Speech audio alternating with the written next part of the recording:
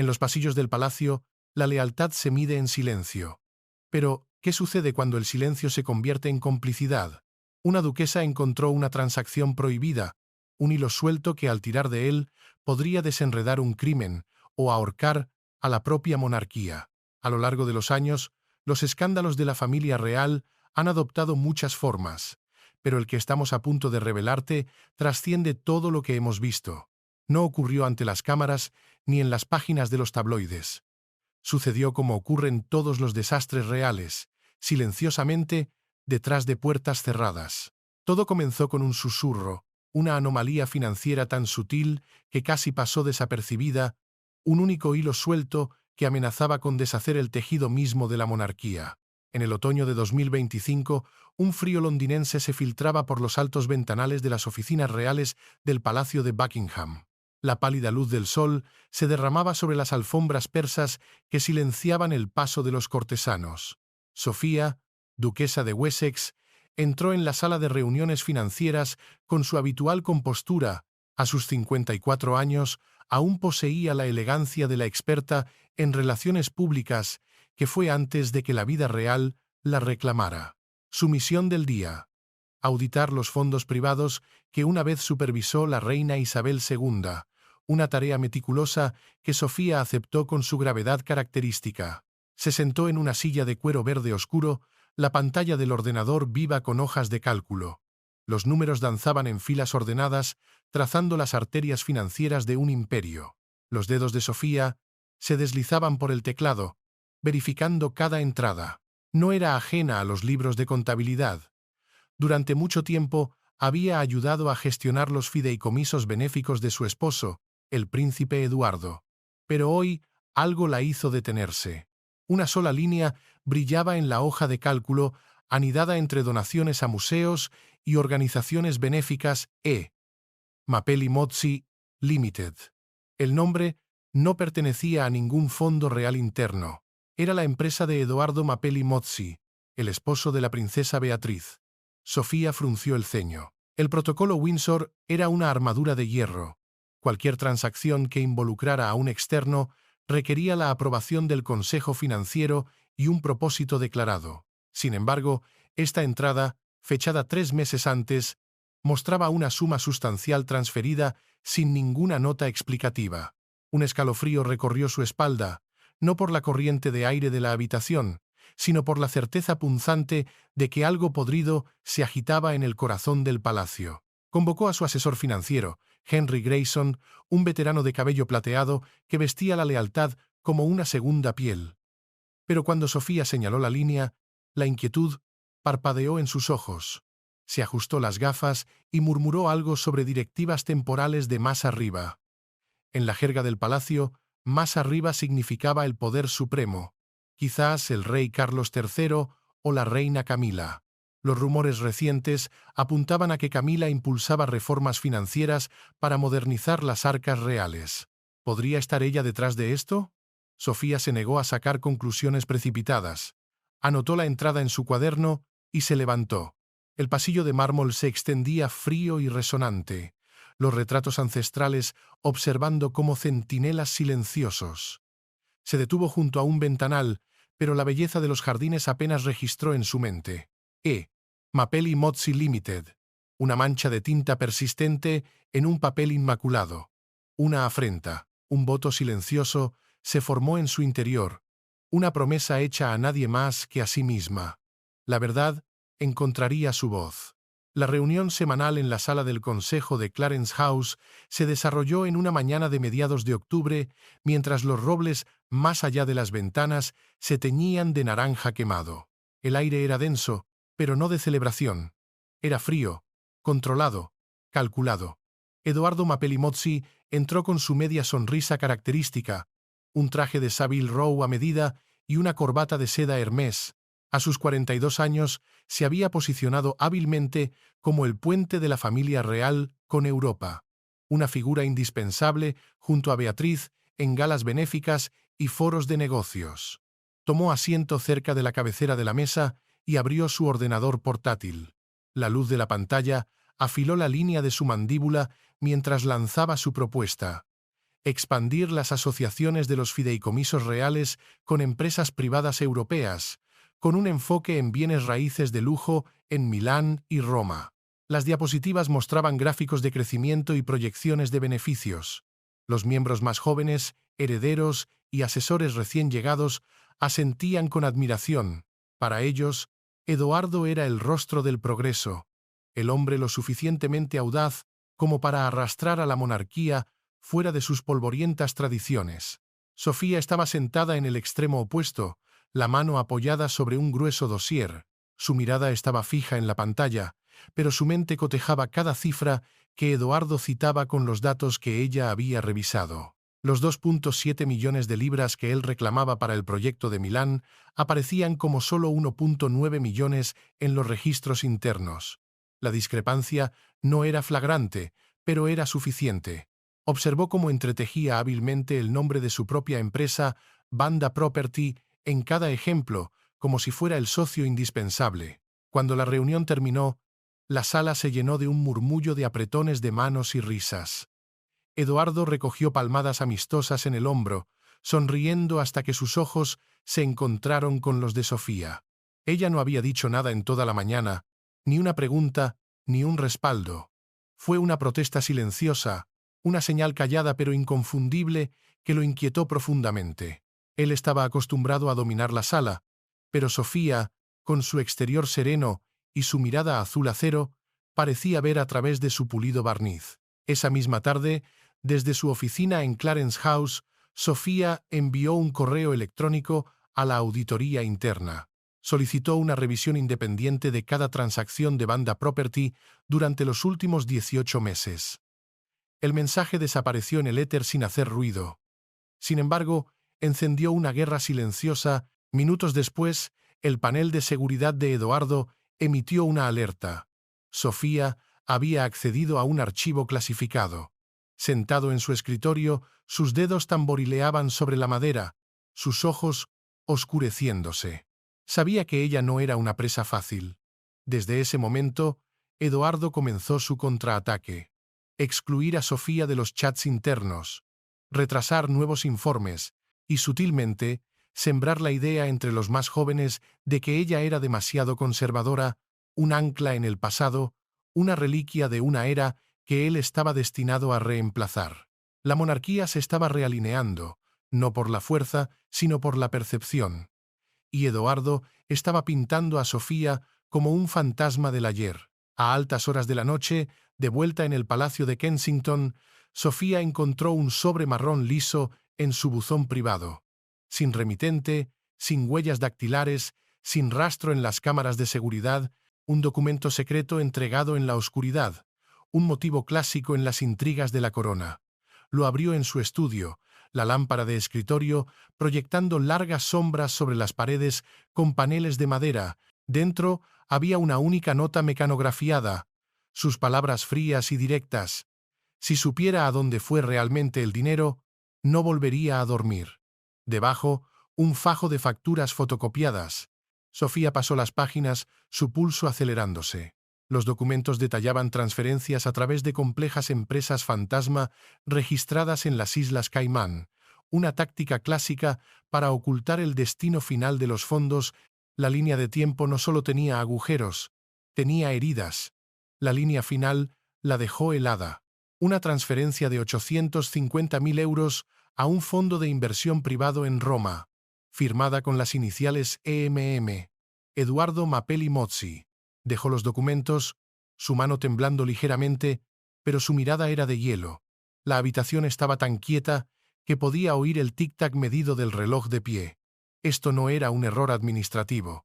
Esto era un plan calculado. Las facturas no eran solo una prueba, eran una advertencia. Alguien dentro del palacio estaba observando a Edoardo, un informante silencioso, y ahora la habían elegido a ella como su aliada. Un fantasma en la maquinaria, un testigo olvidado, un socio traicionado, la identidad no importaba. Lo que importaba era que la verdad, como el agua, siempre encuentra una grieta por la que filtrarse. Los dedos de Sofía se cerraron en puños, la resolución surgiendo como una marea. El palacio siempre ha sabido cómo enterrar historias, pero esta vez La verdad se negaba a permanecer enterrada. La máscara de Eduardo estaba empezando a resquebrajarse, y ella sería la que la haría añicos. El juego había cambiado. Ya no era una auditora investigando una discrepancia, era una guerrera solitaria en una batalla por el alma de la corona. No llora en voz alta, promete en silencio. Y en ese silencio, juró que esta afrenta no quedaría sin respuesta. El cuento de hadas era una mentira, y el palacio, quisiera o no, estaba a punto de saberlo. La mañana del jueves cubrió Clarence House con un velo de niebla tan espeso que parecía que el cielo mismo conspiraba para ocultar los secretos que emanaban de sus antiguas piedras. Sofía se movió por el pasillo de granito, un dossier gris pizarra sujeto contra su pecho. Había pasado la noche diseccionando esas facturas, comparando la firma EMM con las firmas oficiales de Eduardo en los archivos. Cada curva, cada punto, perfecto. La duda se había desvanecido. Llevaba la prueba como un caballero lleva una espada desenvainada. La oficina del asesor financiero principal estaba al final del ala este. Sir Reginald Hargrove, de 72 años, barba blanca y ojos nublados, había sido la mano derecha de la reina Isabel en la gestión del ducado de Lancaster. Sofía dejó el dossier sobre su escritorio, las marcas de bolígrafo rojo sangraban como heridas sobre la nieve fresca. Sir Reginald pasó las hojas con dedos temblorosos. ¿Era la edad o algo más? Su mirada se deslizó por las cifras, pero se detuvo en la firma. Sofía observó cada tic, el empuje de sus gafas, el carraspeo antes de la evasión. Todas las transacciones, afirmó, fueron autorizadas al más alto nivel. Eduardo es simplemente un apoderado temporal para empresas europeas. La esquiva fue deliberada. Otro ladrillo en el muro que se estaba construyendo alrededor de Eduardo. La institución, la firma, se estaba protegiendo, cerrando filas como una legión romana. En cuestión de horas, los rumores se extendieron. En la sala de personal superior, el té Earl Grey se enfriaba mientras los susurros helaban el aire. Sofía era retratada como una mujer celosa, una reaccionaria que no lograba comprender la visión reformista de Eduardo. Los jóvenes asesores que lo habían aplaudido la semana anterior ahora la miraban con recelo. Beatriz, de cabello llameante y sonrisa perenne, se mantuvo firme junto a su esposo. Creía que Sofía estaba buscando influencia para elevar a la facción de Wessex. Había visto a su propia madre, Sarah Ferguson, crucificada por la prensa por errores financieros décadas atrás. No permitiría que la historia se repitiera. El choque se intensificó. La institución estaba eligiendo su bando. El pasado había regresado como una orden, no como un recuerdo, porque en la casa de Windsor la historia nunca muere. Simplemente espera, en silencio, el momento de volver a atacar. Y Sofía, rodeada por el silencio de la fortaleza, se dio cuenta de que no solo luchaba contra un hombre, sino contra el peso de toda una dinastía que prefería un secreto cómodo a una verdad incómoda. Eduardo recibió una alerta de ciberseguridad. Sofía había accedido a archivos de alto secreto restringidos al Consejo Financiero y al propio rey. En su oficina con vistas al jardín de rosas marchitas por la escarcha, redactó una queja sin dudarlo. Acusaba a la duquesa de Wessex de violar los protocolos de seguridad y arriesgar la estabilidad financiera real. El lenguaje era terciopelo sobre acero. Las copias fueron a Sir Reginald y a Beatriz. Sofía fue convocada a la mañana siguiente. Sabía que la investigación sería brutal. Eduardo había volteado el tablero, convirtiendo a la investigadora en la acusada. Pero Sofía no se inmutó. Había sobrevivido a las escaramuzas del palacio desde sus primeros días, etiquetada como una extraña en la línea de sangre. Mientras esperaba en el pasillo fuera de la Cámara del Consejo, otro sobre sin marcar se deslizó por debajo de la puerta. Más grueso esta vez. Lo abrió en el acto, sin preocuparse por las cámaras. Dentro, una memoria USB negra y lisa. La conectó a su ordenador portátil, se puso unos auriculares. El cálido barítono de Eduardo llenó la línea, mezclado con el tono áspero de un corredor de bolsa italiano. Hablaban de divisiones de beneficios fuera de los libros, de desviar fondos a través de empresas fantasma en Chipre para evadir impuestos. Cada frase tallaba otra muesca en su máscara de respetabilidad. Sofía escuchó hasta el final, con los nudillos blancos alrededor del auricular. Su reflejo en la pantalla del portátil era glacial. Alguien dentro la estaba alimentando. Un miembro del personal descontento, un socio quemado o una conciencia que finalmente se agitaba. Apagó el dispositivo, guardó la unidad en su bolsillo interior y se levantó. Entró en la cámara, serena. En su mente, una sola frase resonaba, no para la sala, sino solo para Eduardo. Así que la corona es solo otra herramienta en tu mano. El consejo silencioso la esperaba, pero ella ya no portaba solo sospechas. Portaba la verdad, grabada en una cinta, lista para ser escuchada. El cazador se había convertido en la presa, y la presa, ahora armada, estaba lista para atacar.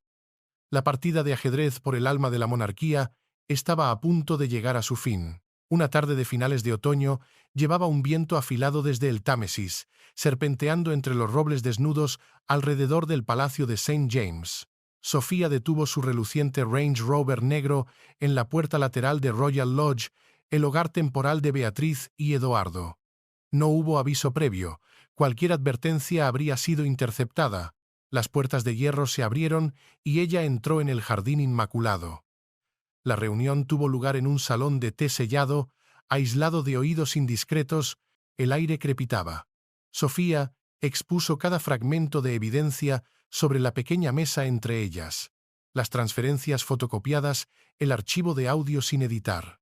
La primera reacción de Beatriz fue volcánica, una furia real, nacida del instinto de una esposa por proteger a su marido, acusó a Sofía de fabricación, de celos, de una toma de poder sobre los fideicomisos. Se aferró a la creencia de que Eduardo era honorable, simplemente modernizando la riqueza de la monarquía con métodos más audaces. Miró a Sofía con abierta hostilidad. Sofía permaneció aterradoramente tranquila, sin argumentos, solo una disección metódica de cada anomalía.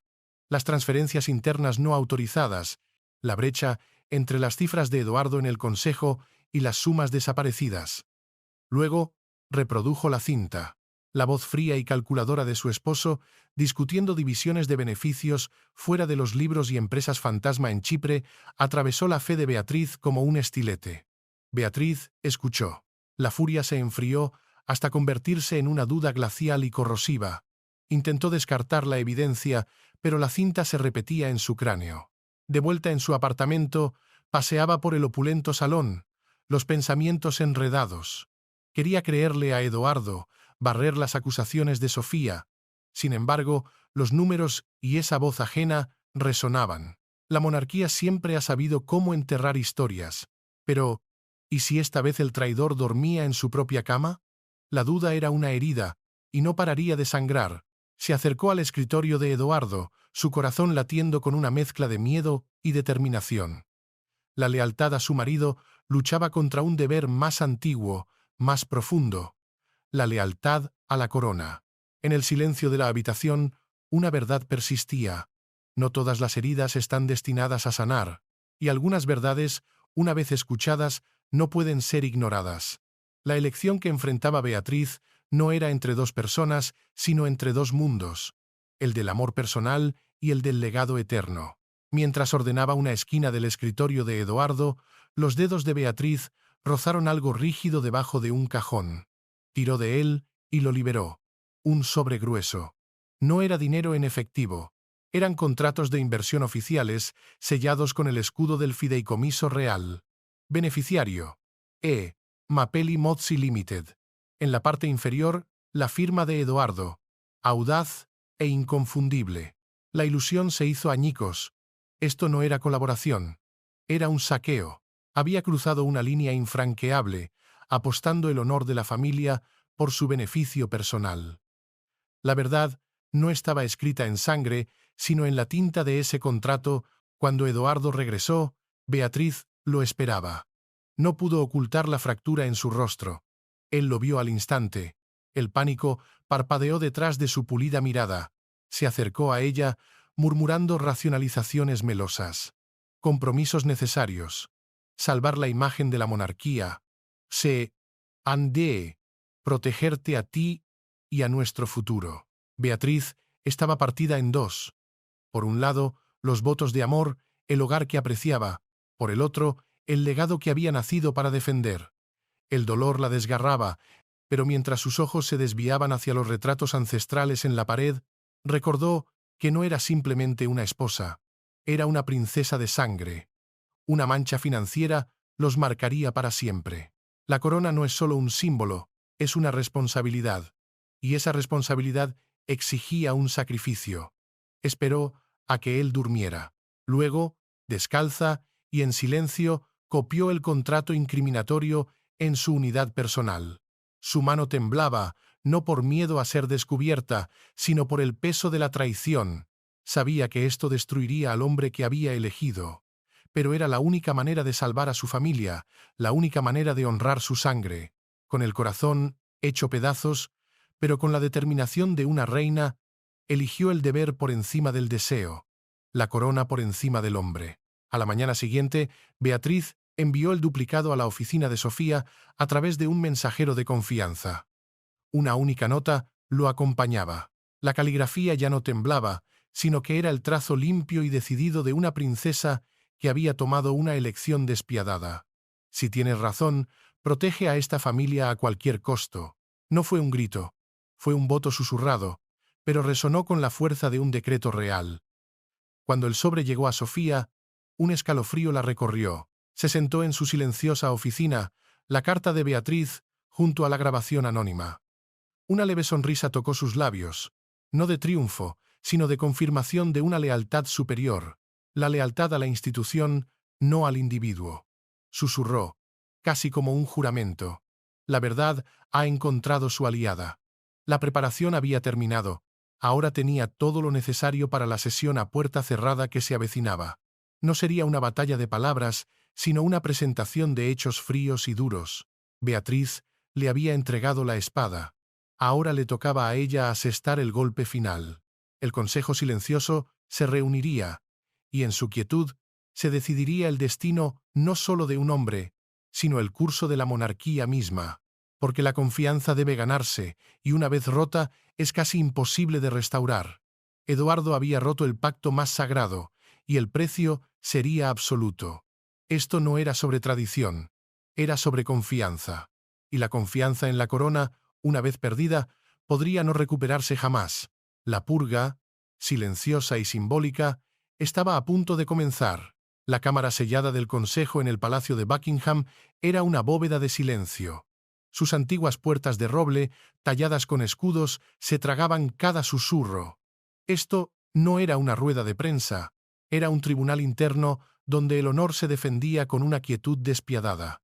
Sofía entró, serena en apariencia, los ojos ardiendo con resolución. Tomó asiento frente a Eduardo, cuya pulida compostura ahora se tensaba bajo las ojeras del insomnio, como la cuerda de un arco a punto de romperse. La princesa Beatriz se sentó junto a su esposo, el rostro exangüe, intentando fundirse con la tapicería. La duquesa de Wessex presentó su caso con precisión quirúrgica. Los gráficos destellaron. Fondos reales desviados a cuentas fantasma y luego canalizados a las subsidiarias italianas de Eduardo. Cada palabra aterrizaba como una bala fría en su reputación. Eduardo contraatacó con ferocidad, afirmando que sus documentos eran descontextualizados, inexactos o, peor aún, falsificados. Esto es una calumnia deliberada, declaró al Consejo, para socavar mi papel en la modernización de las finanzas reales. Beatriz, muda hasta entonces, se movió. Lentamente se puso de pie, todos los ojos se clavaron en ella. Sin decir una palabra, caminó hacia la mesa. Con un gesto que partía el corazón, colocó un sobre nítido directamente frente a su marido. Era el contrato que había robado, auténtico, sellado, con la firma de Eduardo no como apoderado, sino como único beneficiario. El silencio devoró la sala. Eduardo miró la página, todo su aplomo drenado, su rostro del color de la ceniza. «¡Te han engañado!», le gritó a Beatriz. «Está fabricado». En el caos, el consejero real principal habló. Su voz era suave, pero llevaba el peso de un mazo. reveló transferencias autenticadas del Banco de Italia, una investigación encubierta activada por la evidencia de Sofía. Hemos verificado que los fondos reales nunca fueron reinvertidos, el dinero se desvaneció, desviado directamente a cuentas privadas. La sentencia fue fatal. Probaba no solo una incorrección, sino un desfalco. Edoardo bajó la cabeza. Beatriz permanecía de pie como una estatua de hielo, las lágrimas trazando un camino por sus mejillas. Nadie, dijo, su voz cruda pero resonando en el silencio, tiene derecho a manchar esta casa. Con esas palabras, el juicio no oficial concluyó, no con un martillo, sino con el peso aplastante de la verdad expuesta. La traición había sido juzgada, y la sentencia, aunque silenciosa, era irrevocable. Las consecuencias del juicio a puerta cerrada se extendieron por los pasillos de mármol como un veneno lento y helado, rápido, pero silencioso. Edoardo Mapelli Mozzi no esperó un veredicto formal, fue despojado instantáneamente de cada función, cada título, cada deber. Su colapso no fue un incendio en los tabloides, sino un borrado sigiloso, una purga simbólica. Semanas después, se anunciaron cargos penales por malversación y fraude.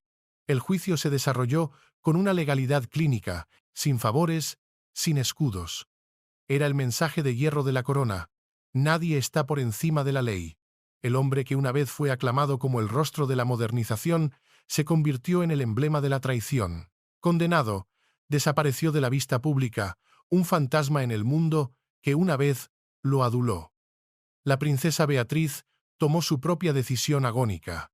Para proteger a su hija de la mancha y cauterizar su propio corazón roto, se retiró de todos los deberes reales. Se refugió en una remota finca familiar, cambiando el brillo del palacio por campos verdes y silencio. Su sacrificio fue visto como noble, un acto de autoexilio en una jaula dorada para limpiar el honor. Mientras tanto, Sofía, duquesa de Wessex, entró en una nueva era. Su autoridad, antes estancada, fue restaurada y ampliada. Se convirtió en la mujer más poderosa y respetada del sistema financiero interno. Ya no era simplemente la esposa del príncipe Eduardo, era el nuevo arquetipo, la duquesa de la disciplina y el honor. La luz del alba se derramaba por las altas ventanas del castillo de Windsor, dorando su nuevo escritorio. Ante ella, archivos ordenados. Había luchado no por poder personal, sino por un principio. La integridad debe reinar suprema. La batalla estaba ganada, pero la vigilancia era eterna. La historia no recordará quién llevaba la corona, recordará quién se la ganó. Y en cuanto al momento en que la princesa Beatriz colocó el contrato sobre la mesa, no fue simplemente un acto de valentía ni un sacrificio despiadado. Fue ambas cosas. Fue la decisión de una princesa que entendió la verdad más dura de su linaje, que a veces, para salvar a la familia, debes destruir una parte de tu propio corazón. La monarquía ha sido protegida, pero su paz ha sido rota y en el silencio que sigue, una verdad persiste. No todas las heridas están destinadas a sanar. Gracias por ver Intrigas de la Corona. En su opinión, fue el momento en que la princesa Beatriz colocó el contrato con la firma de su esposo en la mesa del consejo, un acto de valentía o un sacrificio despiadado. Cuéntanos en los comentarios a continuación. No olviden suscribirse a Intrigas de la Corona y activar las notificaciones para no perderse ninguna de nuestras revelaciones sobre los secretos mejor guardados de la realeza.